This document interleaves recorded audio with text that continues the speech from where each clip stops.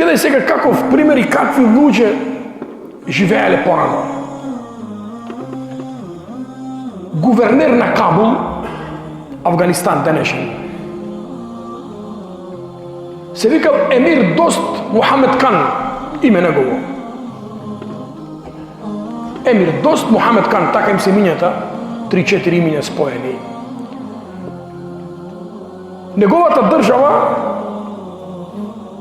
ја нападнал непријател со голема војска.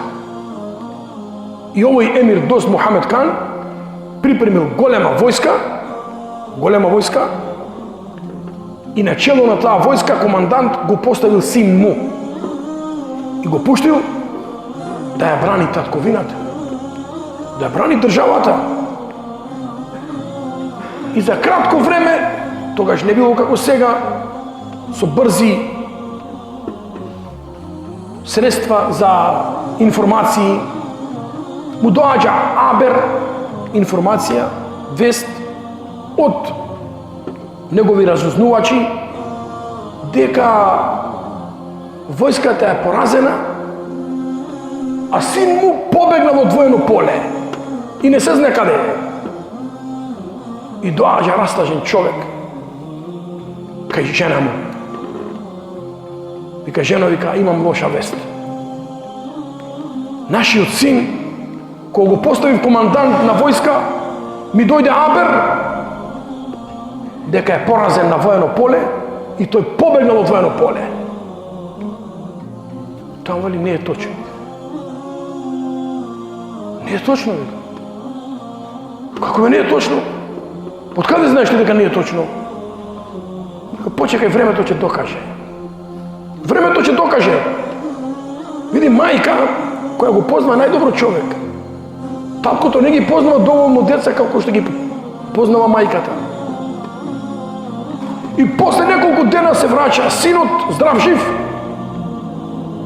Овој гувернер на Кабул се чуди од каде знаеше мајка му на ова дете, на неговиот син, дека неговиот син не побегнал од воено поле. Што значи да побегнеш од воено поле?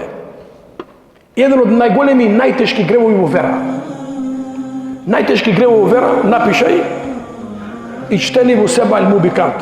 Избегнувајте тешки 7 гревови. Избегнувајте тешки 7 гревови.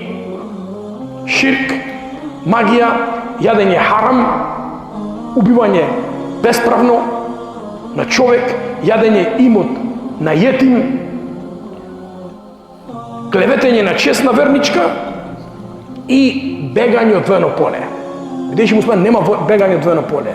Или победа, или шехид. И кога се врати синов, татково гувернер потрша кај неговата мајка и рече, од каде знаеше дека тој не е побегнал од воено поле? Рече, знам. Видејќи валлахи, слушај сега што е вистинска мајка. Видејќи мајката е двигател. Што е двигател? Мотор. Дирек, стожер, столб. И на фамилија, и на училиште, и на држава, и на се. Само здрави и силни мајки може да имаме здрави луѓе во општество. Вика, уште од моментот кога почувствував дека сум бремена, секогаш се трудев во ова моја уста да влезе само халал залак. 9 месеци со бисмилја и со халал. И кога го родив, млекото што знаев го дојам, постојано се трудев со халал. И никој пат го немам доено без претходно да земам абдест и да клањам 2 рекати и после да го дојам и да правам дова на Аллах. Аллах направи го аирлија дете. Аирлија дете.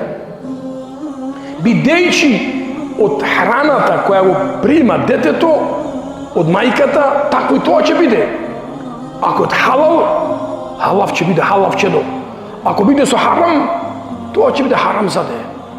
И бев убедена дека мојот син е раснат со халал и не му доликува на чедо кој е раснато со халал и со грижа и со посветеност и со внимание да помогне од воено поле. Тоа е